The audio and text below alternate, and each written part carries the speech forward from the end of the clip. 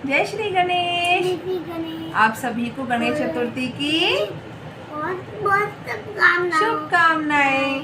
राघव, आपको पता है भाद्रपद महीने की शुक्ल पक्ष की चतुर्थी तिथि को गणेश चतुर्थी का त्योहार आता है और इस दिन से अनंत चौदस तक 10 दिनों के लिए पूरे भारतवर्ष में गणेश जी की पूजा की जाती है। उनकी मूर्ति की स्थापना होती है, हम उनको भोग लगाते हैं, उनका भजन करते हैं।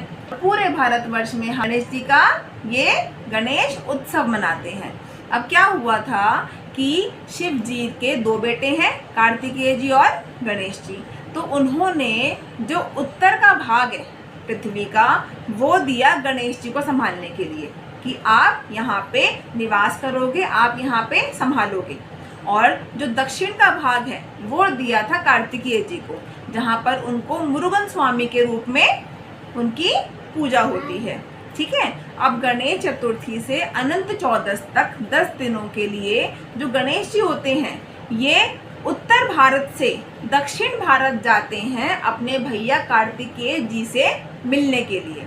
तो वहाँ के लोग उनको अतिथि के रूप में वेलकम करते हैं, उनका आदर सत्कार करते हैं, उनका भोग लगाते हैं और 10 दिन तक उनकी सेवा करते हैं। उसके बाद में 10वें दिन जब उनका जाने का समय आ जाता है, तब वो उनसे बहुत जुड़ जाते हैं, तो बहुत भाव विभोर होकर उनको विदा करते हैं और विदा करने के रूप में वो उनका विसर्जन करते हैं कि हे गणपति बप्पा, आप हमारे यहाँ आए, हमारे सारे विघ्नों को आपने हर लिया।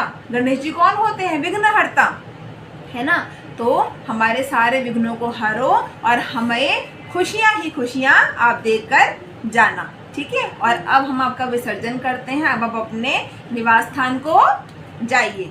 ठीक है। अब क्या होता है कि वहाँ से गणेश जी चले गए, लेकिन अगर हम लोग उत्तर भारत के लोग भी गणेश जी का विसर्जन कर देंगे कि गणेश जी अब आप जाओ, अब आप अगले साल आना, लेकिन उत्तर भारत में तो गणेश जी का निवास स्थान है, तो गणेश जी जाएंगे कहाँ?